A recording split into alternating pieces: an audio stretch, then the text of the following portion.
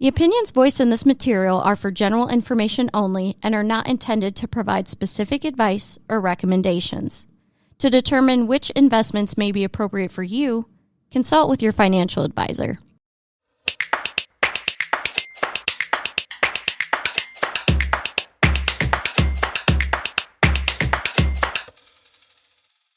Are you experiencing financial burnout? A recent study from the American Heart Association found that 82% of Americans are stressed about money. This is up almost double from last year when 47% of Americans reported feeling stressed about their finances. So how do you continue to manage your finances in times of high stress and burnout? Joining me today is Jerry Smith of J.L. Smith Associates.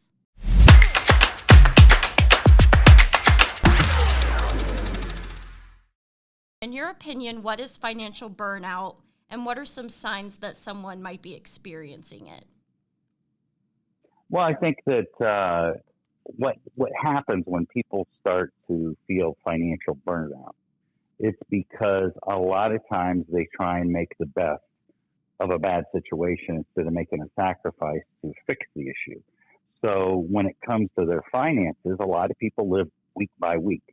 And technically, instead of putting themselves in a position where they make intelligent decisions and try and change things moving forward, they just say, well, I'm going to try and make the best of a bad situation.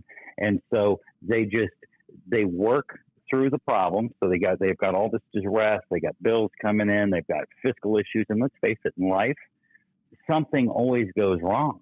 So once they overcome, it's like a mountain, right? You climb up the mountain, you get to the top, and once you get to the top, you're thinking, "Woo, I can catch my breath. I made it up there." And so you stop and enjoy the moment of not having the stress, and then all of a sudden you realize, "Oh, now I got to go back to dealing with reality again." And by the time they've done that and stopped to enjoy the moment, they put themselves right back in the same situation they were before. If someone is in that bad situation and maybe feels like they don't know what steps to take to get out of it or even how to start to attack the problem, what would you recommend? Well, when you really think about it, you have all these issues that come at you in life. Everything is, we always have problems. So the advantage to money is the fact that it can buy you time. And so many times when things hit, because we're a society of immediate gratification, so when things hit and they go wrong, it's the time that you have to try and fix life's problems and think clearly and make intelligent decisions that's important.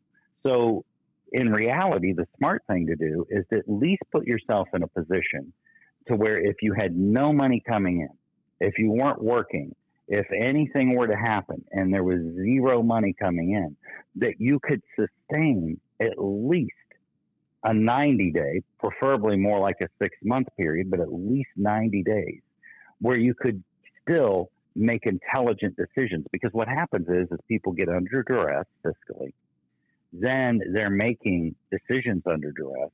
They don't have time to actually think through intelligently, and so they end up making mistakes. If things are going smoothly, you don't have near the stress. It's when things don't go right. My car broke down. There was a repair on the house. I got sick and missed some work. My kid needs, money for this. We had some medical bills that we didn't anticipate. Those are the things that nobody takes into account in their budget. And so when they hit, they literally don't have the time to think through them intelligently. They're just acting out of duress. Yeah. So having an emergency fund of some sort is key. Oh, absolutely, because it's the only thing that allows you in a moment of adversity to think intelligently and make a smart decision versus just a rash, quick decision, because you don't have the time. And basically what happens is when you don't have the time, you're literally just trading one problem for another. Oh, I can go fiscally, I can go get the money here this way or this way. Maybe I'm going to borrow it. Maybe I'm not going to pay this bill. Maybe I got to take money out of my retirement account. You're just trying to solve one problem by creating another problem. Backing a little bit off of the stress and anxiety, I found a recent study from the American Heart Association that found that financial stress has increased almost double the amount when compared to last year. Do you agree with that? And do you have any reasons as to why you think that might be? Well, I think, economically, we've got some challenges going on. So, of course, stress might, things cost more, right? There's some economic challenges. So I could see where, yes, stress would go up. But the reality of it is a lot of the stress is self-induced by making bad decisions. I mean, I can't tell you the number of people that I'll talk to that maybe they're struggling fiscally right now, but then they'll take off work and go on vacation, or they'll make a decision to buy something that really they can't afford because it makes them feel better in the moment. But the reality of it is that, when you base life on immediate gratification with a lack of realistic planning, you're always going to have problems. And so, of course, stress is going to be higher right now. With past generations, they focused on fiscal responsibility and we're a little bit more frugal.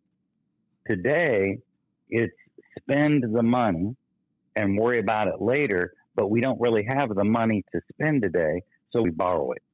Yeah. And I think the debt levels are so much higher than in the past. Of course, that's going to create financial stress. So I would say, yes, the American Heart Association's right, but the cause of that, I would say a lot of that is self-induced. People are doing it to themselves just with poor planning and poor decisions. Yeah. Do you have maybe any tips for, this could be younger or I guess older people too, how to prevent getting to that point of financial burnout, or how to prevent some of that stress? What is it, starting to plan for your retirement as soon as you start working? Well, I think, sometimes what happens is people think, everybody talks about planning for retirement, but let's just say I'm a younger person. Let's go there first.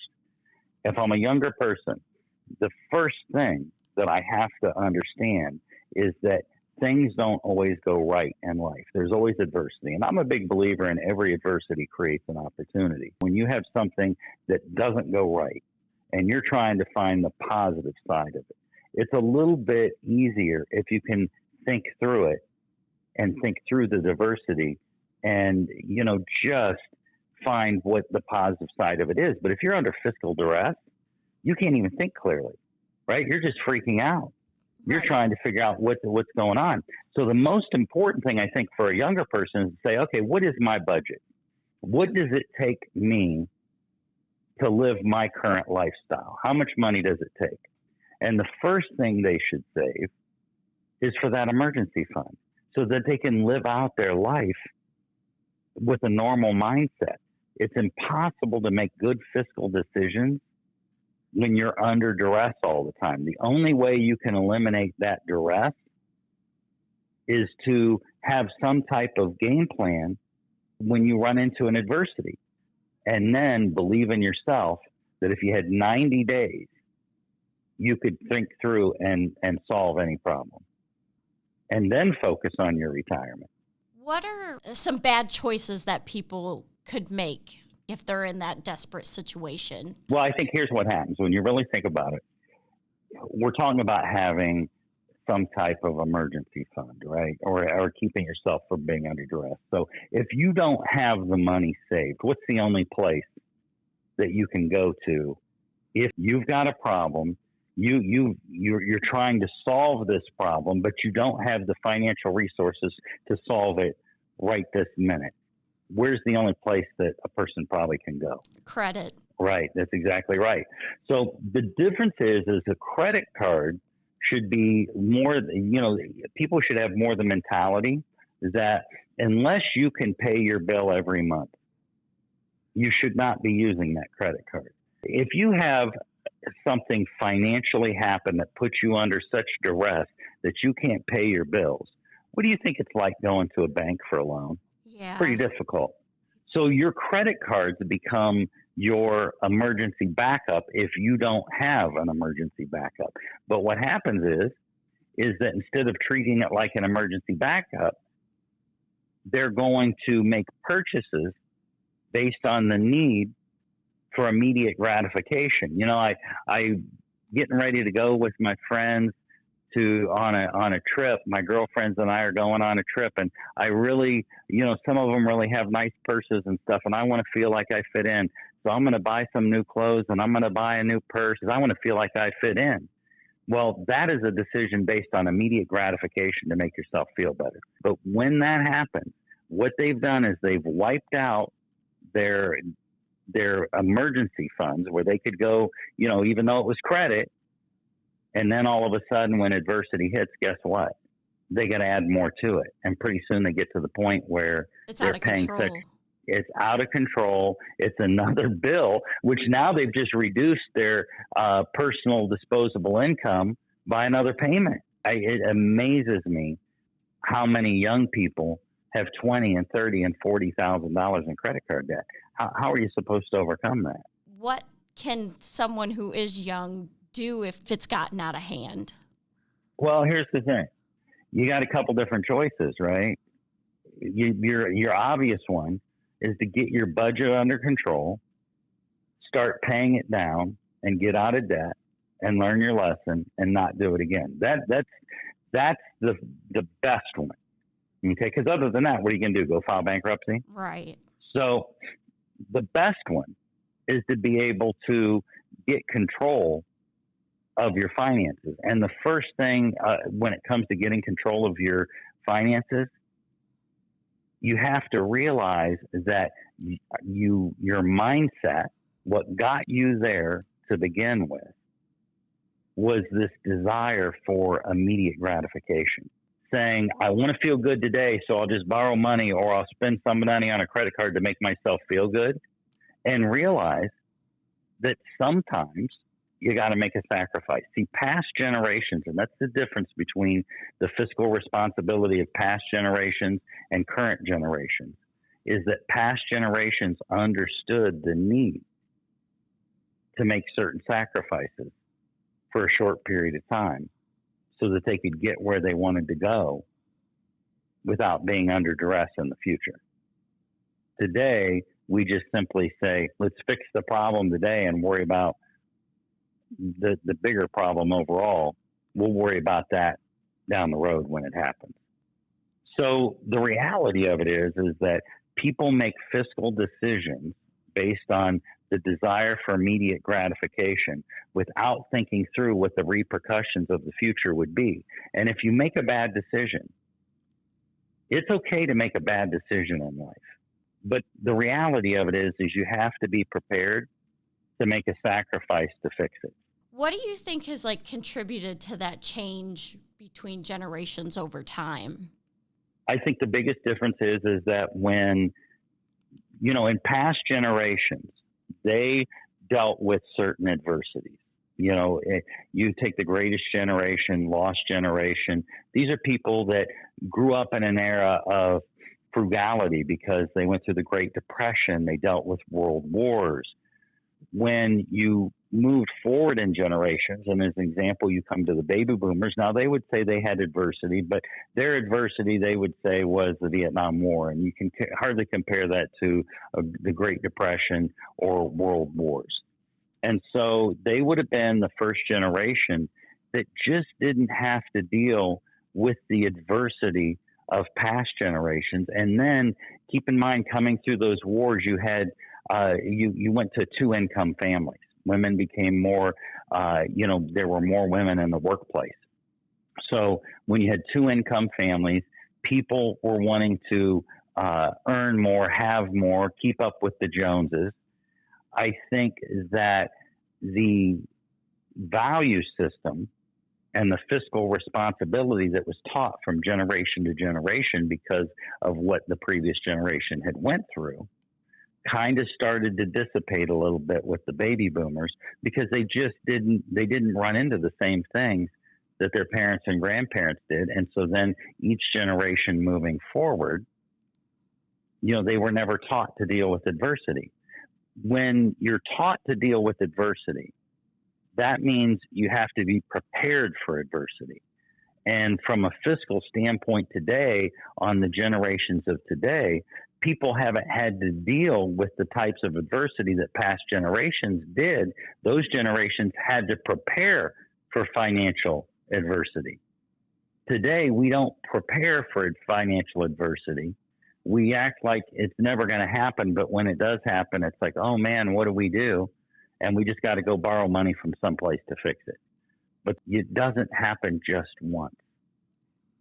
Things happen that go wrong in life all the time. It seems like there's this vicious cycle of like emotional spending to where I'm stressed about money. I need a break. I'm stressed at work. So I'm going to go take this vacation to recharge, quote unquote, that I can't afford. And then it's a never ending cycle.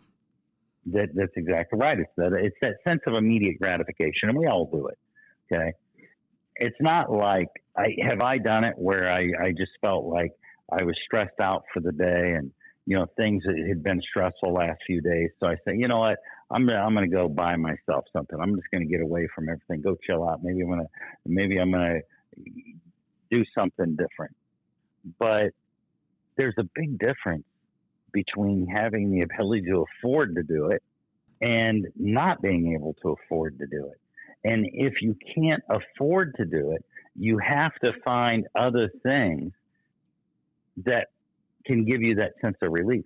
How do you think like this attitude of instant gratification, because I think it's getting worse, and we're consuming content every second of every day. Ads are everywhere. There's commercials and things you're seeing people who online look like they have a better life than you do. How do you think that's going to impact generations to come? Well, I think the issue you run into is that you do have a lot of content, and everybody, and keep in mind, when you're looking at content, the purpose of most content is either going to be A, self gratification, or B, they're selling something. And so when they're trying to sell something in one fashion or another, then you have to question whether or not, I can't tell you how many young people in the financial services industry I see renting cars, renting boats, trying to present this crazy lifestyle and basically using it as a facade to sell something. And so what they do understand is they're really good marketers, and they understand the desire people have for some type of immediate gratification, because the issue becomes the only way that I know to get to a different place in life is to make some type of sacrifice. And when you understand that, you can create a plan to get where you want to go and work towards getting there. And the only thing that matters is every day when you wake up, did you get closer? Maybe you didn't take giant steps, but at least you move forward. You're not moving backwards. But most of the time, people just don't want to make any type of sacrifice and want to be able to wave some kind of magic wand. Yeah. And so when you look at all of this stuff out on the internet saying, here's a magic wand, or look at my lifestyle. I mean, when you really think about it, if you have 10 people in a room that all do the exact same thing, and 2 of them look like they're doing great, and 8 of them look like they don't, everybody's either A, looking for the golden ticket. What is it magic that can make it happen for me? Now, the truth be known, the 2 are either people that work hard and make sacrifice, or B, it's a facade. And so I think it becomes a dangerous slope with all the stuff we see on the internet of people getting false impressions of what they need to do in life to get where they want to be. How do people maybe create a sustainable budget where, they're not overspending, but maybe they don't feel like they're being too restrictive either? Like, how do you find that balance? How many times do you write a check? Never. Never. Okay, so the world's kind of changed. So it's real simple. Pull your bank statement, pull every credit card you got, and start by looking at all the dumb stuff that's on an auto renewal that you're paying for. Okay. And then take everything that you are paying on a monthly basis and add it all up so that you know what it takes just to sustain. Now, we're not talking about putting gas in your car. We're not talking about eating. I think most people, if they looked at what they had going out on a monthly basis before they put any gas in their car and before they ate any food, especially younger people, would be shocked at what they're spending. You have to know that number. If you don't know that number, how do you make an intelligent plan if you don't even know what the number is? Most people are just afraid to face the number. All good advice. Now, Jerry, before I let you go, I know you have a podcast. Where can people go to find it?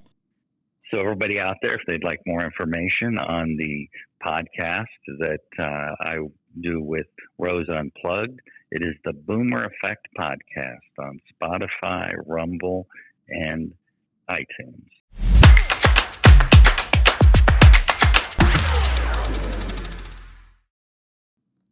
All right, that does it for this edition of Not Your Father's 2 Cents. Sources used in this episode will be linked in the description.